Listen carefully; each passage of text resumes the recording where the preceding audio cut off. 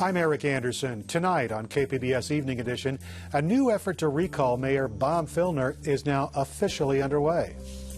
I'm Peggy Pico. Also ahead, we find out what behavioral therapy could mean for the mayor.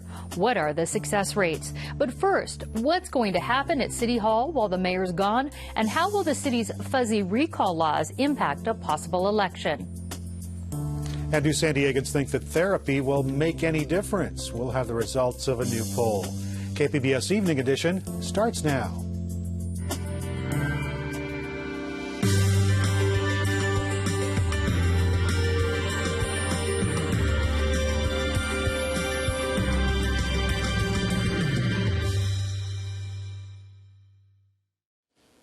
Good evening. Thanks for joining us. Dwayne Brown is off tonight. San Diego Mayor Bob Filner is asking the city to pay his legal fees in a sexual harassment case filed by his former communications director. The suit by Irene McCormick Jackson is set to be discussed in a closed session council meeting tomorrow evening. The mayor's request will be discussed at that same meeting, which begins at 5:30. Land use consultant Michael Palomeri has officially launched his effort to recall Bob Filner. In a UT San Diego ad, he accuses Filner of taking part in a pay-for-play deal involving a $100,000 payout from a developer, money that was later returned. The notice also mentions using police officers for his personal security force during a Paris trip at taxpayer expense, and of ignoring city council votes. The notice doesn't specify the sexual harassment allegations against Filner, but says his personal activities have created liability for the city. And it quotes Filner's own words from an interview that there is a monster inside him. Filner has 2 weeks to respond, but he doesn't have to. Either way, the recall backers may begin circulating petitions on August 18th. As we mentioned, Palomeri's drive is one of 2 recall efforts. The other was launched last week by Stamp Corbin, the publisher of San Diego LGBT Weekly. Last week he told KPBS he doesn't support or oppose Filner. He just wants to get the controversy resolved. Some critics say they don't believe Corbin's effort is serious because he has taken no action other than filing a notice, and they say he's trying to stop a serious recall attempt. There are a lot of questions about the recall process in San Diego. Peggy Pico talks with City Council President Todd Gloria about how it works and some of the flaws that may stop it from moving forward.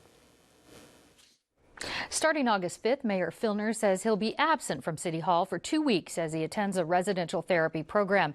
Here to explain what happens in his absence and concerns over the recall process is San Diego City Council President Todd Gloria. Todd, welcome back. Thanks, Peggy. What's your reaction to Filner's plan to get help? Well, I applaud him on seeking help, but the reality is it only underscores what all of us are saying, which is that you cannot seek help and run the city at the same time, and that's why myself and so many others have said, Mayor, you need to resign. He's going to be, at least at this point, committed to 2 weeks at this residential treatment program. What does the chain of command look like while he's gone? Well, it's interesting. It's actually kind of unclear. Nothing really speaks to a mayor who's incapacitated. We don't really have rules that discuss that, and so as a practical effect, he's really almost as if he's on vacation. And in that particular case, we'll limp by for 2 weeks, but most of us don't really think that 2 weeks is going to be sufficient to solve this problem. But you're kind of in charge while he's gone, right? Well, I'm the council president regardless if he's there or not, and the council is doing what we can to fill that gap. But we have 2 branches of government, an executive branch and a legislative branch. Both need to be working at full steam in order for the city to move forward. In this case, either because he's away or because of all these allegations, the mayor's office just is not being effective for our citizens. As recall efforts are getting underway, it seems like there's some flaws in the recall laws. What does the city municipal code say about multiple recall efforts? Well, it's actually unclear. No one ever kind of thought we'd see anything like this, which is another reason why the mayor has to go. I mean, this is just inviting the kinds of things that are, invite more questions than are answers. We're going to get to the bottom of that, and there may require some changes to the municipal code, just for good government, not just for this situation. But the predicament is unsustainable, and that's why the mayor has to resign. I also understand there's some confusion or a little fuzziness over collecting recall signatures. Tell us what the situation is with that. Well, there's a time that I think the fuzziness that I've already identified is around the ballot question itself. So if you as a voter are posed with a recall question, you're going to be asked, should the mayor be recalled, yes or no, and then you'll be presented with a list of candidates. Our current municipal code actually has us out of compliance with state law. This is a significant issue if, in fact, a recall happens, which we understand it may. So we need to go back and fix that, hopefully as quickly as possible. Don't you have to gather like over 100,000 signatures, and there's a time frame? Is there any issues with that? Not that I'm aware of, but again, on a daily basis, we seem to be informed about certain things that are problematic, but it's a very high threshold, as it should be. Removing an elected official is a big deal. But I think the best thing that we could do is for the mayor to spare the city this agony and just simply resign.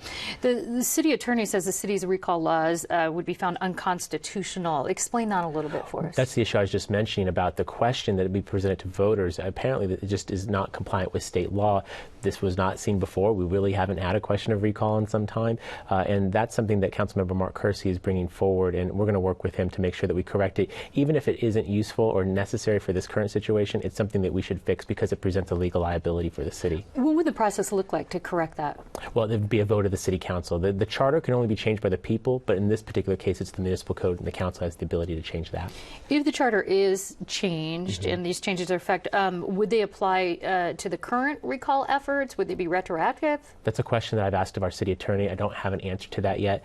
Again, regardless of that particular answer, it's something that we should fix. We're not in compliance with state law. We need to be, and that may or may not affect this current situation. I know City Councilman Mark Kersey has asked you to docket the issue. Are you going to be doing that? Yes, I will be doing that, and we're going to work as swiftly as practical. We do have an August recess, but it's my intention that if necessary, we will call in a special meeting of the City Council and have council members come in. This stuff is too important for our city not to take action on quickly. Do you think we're essentially returning to the strong mayor type of government since Walt Eckerd became chief operating officer? Well, obviously, in the mayor's inability to lead, has sort of devolved responsibility to Walt. But the reality is you still have a strong city council led by myself, backed up by 8 other council members who are not giving up on our form of government. We are operating an effective legislative branch. The mayor is not running a great executive branch. Again, you have to have both in order for the city to move forward, and we cannot do that until the mayor resigns. What do you think the mayor's relationship with the city council will be? He said he's going to continue working during this time while he's getting therapy. Is that? Well, I don't think anyone truly believes that you can do both. I mean, you cannot cure whatever problems the mayor has in 2 weeks' time, and you can't run the 8th largest city in the country while getting intensive medical assistance. It's just not, it doesn't pass the smell test. And I think that the mayor has to be really honest with the people and with himself and do the right thing and resign. All right, City Council President Todd Gloria, thank you. Thank you, Peggy. The City Council faces a new legal question tonight. Can Filner's chief of staff act as one of his legal advisors? Lee Burdick says she can, but City Attorney Jan Goldsmith says no. Goldsmith wants Burdick's notes related to claims of sexual harassment or misconduct by the mayor. He says they're needed to respond to Irene McCormick Jackson's sexual harassment suit. Now, Burdick says they fall under attorney-client privilege. In a letter to Burdick, Goldsmith says she has no authority to act as attorney for the mayor and says her refusal to turn the notes over subjects the city to potential liability.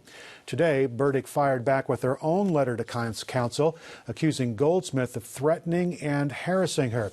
She says that the charter doesn't block her from being a legal advisor to the mayor. She wants the council to settle that matter. A week from today, Mayor Bob Filner plans to enter a residential behavioral therapy program to deal with what he calls his failure to respect women. Peggy Pico finds out more about the treatment option and how likely it is to work. At age 70, the mayor says he'll spend 2 weeks undergoing intensive behavioral therapy in a residential center. Here with perspective on treatment options is clinical psychologist Jeff Daly. Jeff, welcome. Oh, thank you so much. So after 7 accusers of sexual harassment and misconduct come forward, the mayor admits to not respecting women. How does his behavior, or I should say, what does his behavior suggest? His behavior suggests a few things. One is that he may have very outdated traditional views of men and women. And of course, that's not enough, because many people do and they don't behave in that way. The other thing is it tells me he may lack some empathy, he may lack some remorse, and he may objectify and even dehumanize women.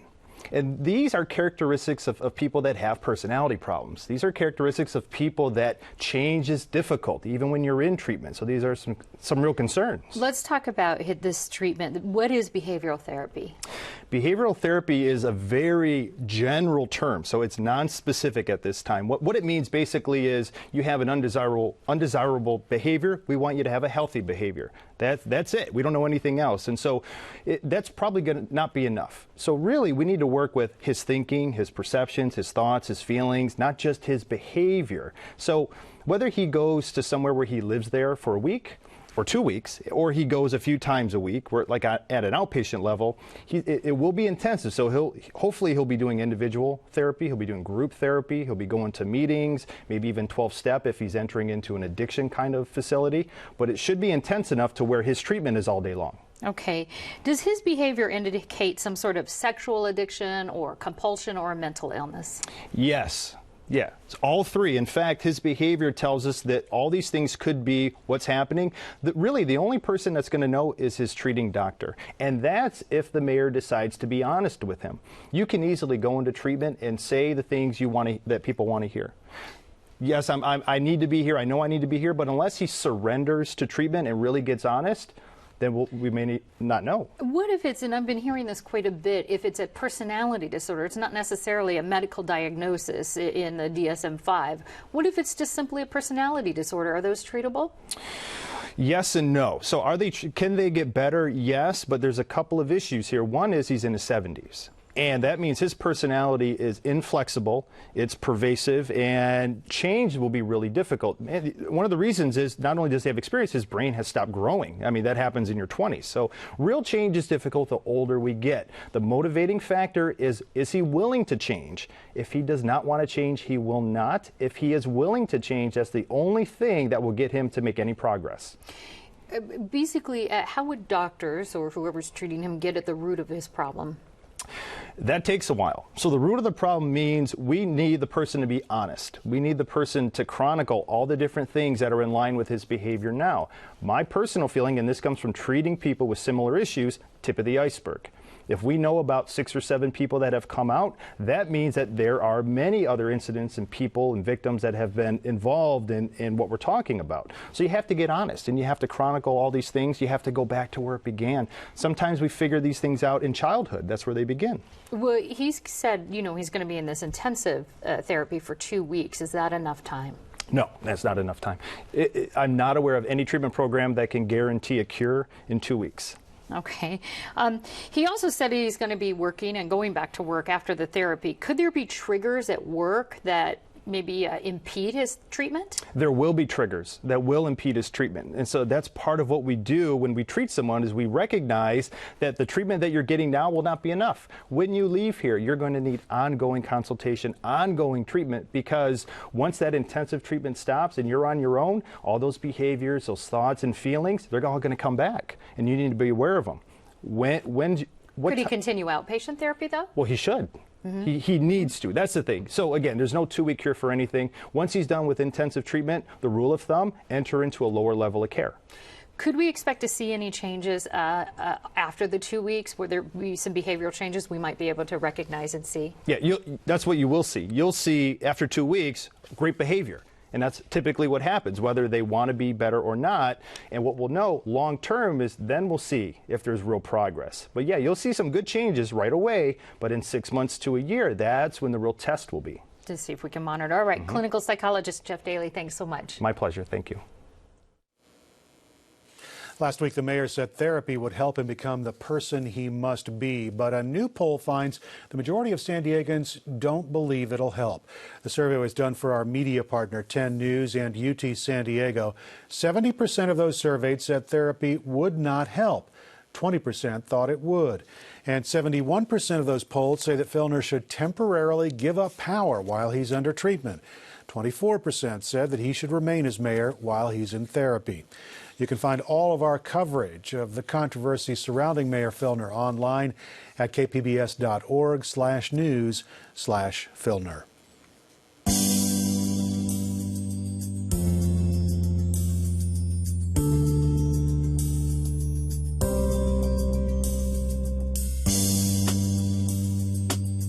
6 people were arrested on human trafficking charges in San Diego this past weekend. The arrest led to the release of 5 underage girls involved in prostitution.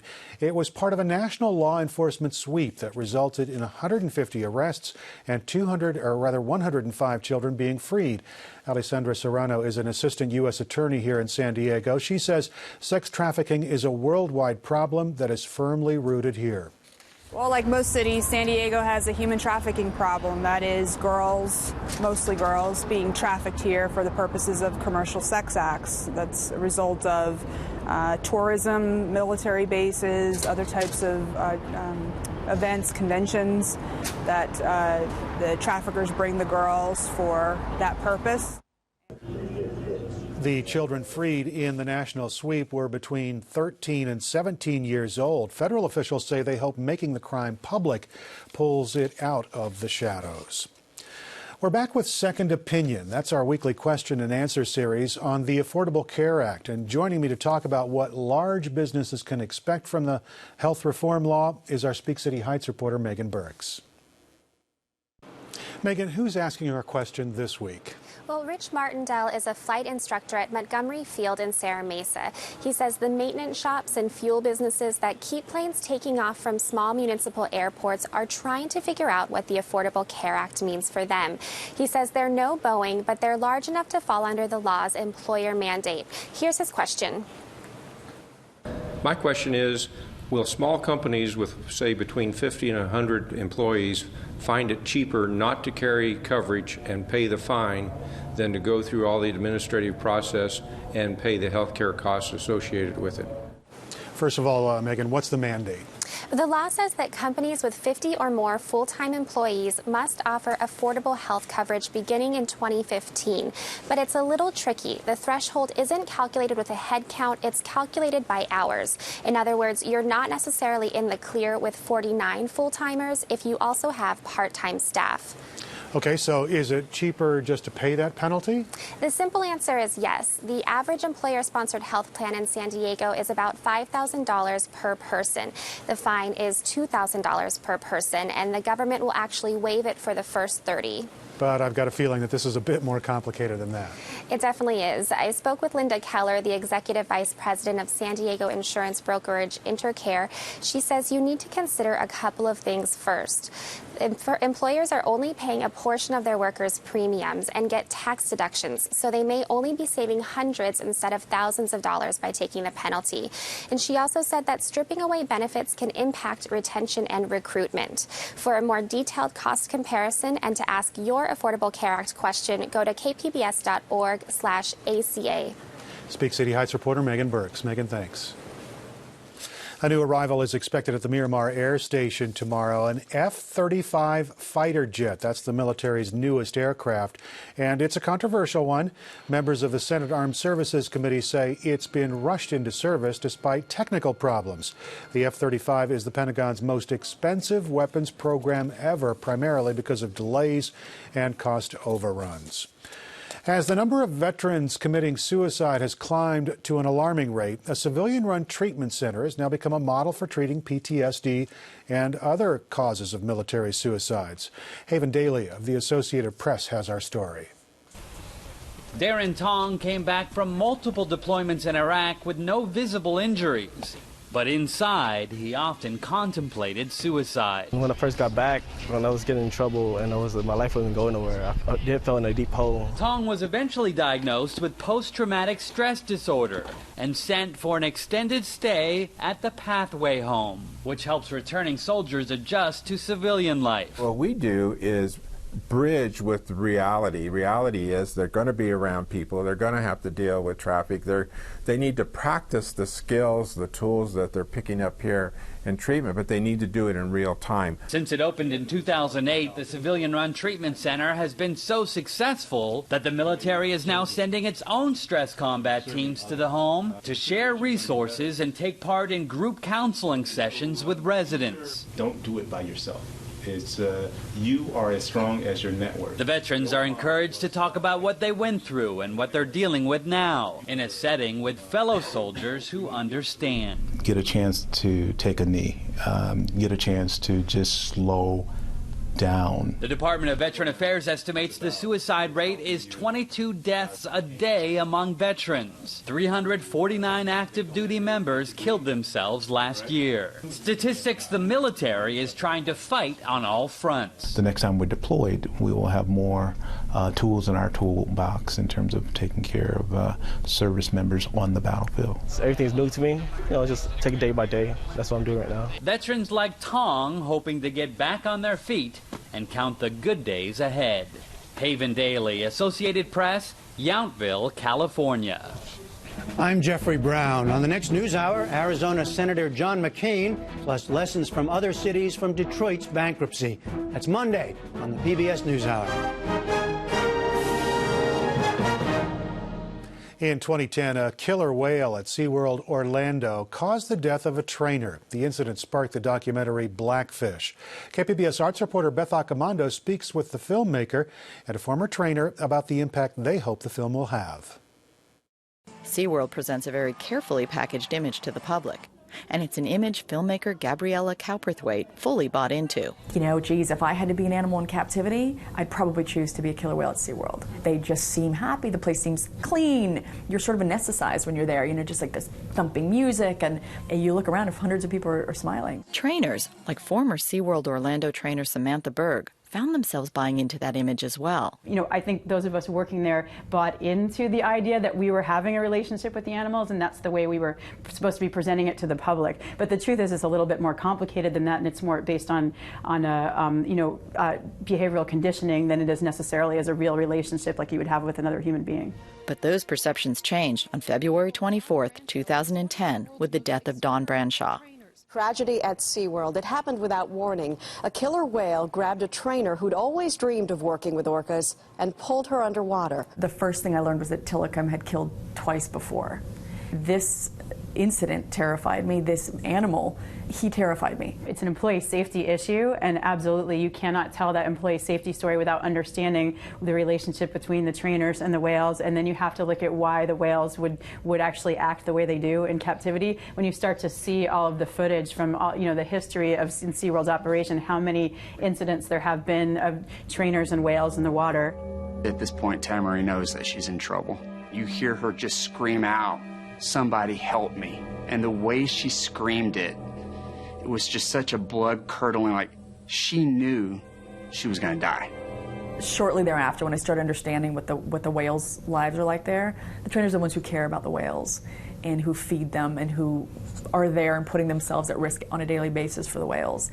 And so I sort of see both of them sort of victimized by this corporate system. Blackfish has turned the spotlight on SeaWorld, which was also charged with worker safety violations by OSHA in 2010. SeaWorld turned down an opportunity for an interview, but sent a statement that began by saying, "Blackfish is billed as a documentary, but instead of a fair and balanced treatment of a complex subject, the film is inaccurate and misleading and regrettably exploits a tragedy."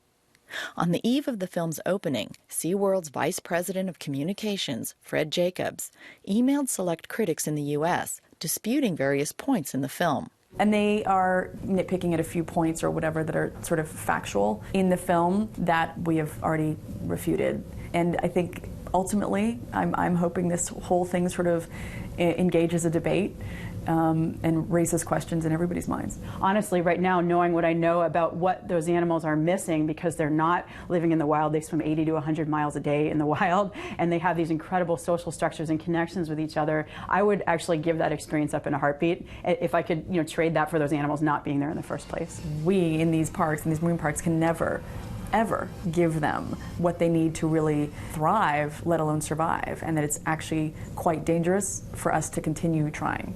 SeaWorld's a $2.2 billion company, so I know they're not going anywhere. And they do some amazing things in terms of rehab. They do great work with manatees and sea turtles, and they have the facilities to do better rehab work, and they also could do a much better job with education. So what I would like to see is that they would phase out their captive breeding program, phase out the animal entertainment side of the business, and they could be an amazing educational facility. But I think that the time for seeing these animals, these majestic animals, in captivity for the purpose of entertainment has passed. The film issues no call to action. Instead, it asks us to consider the information presented and make our own decisions about the kind of relationship, if any, we should have with animals in captivity.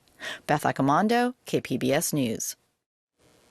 The National Weather Service says we've got a couple of days of high surf and strong rip currents ahead of us. It'll be a bit overcast along the coast, however. Temperatures in the low 70s.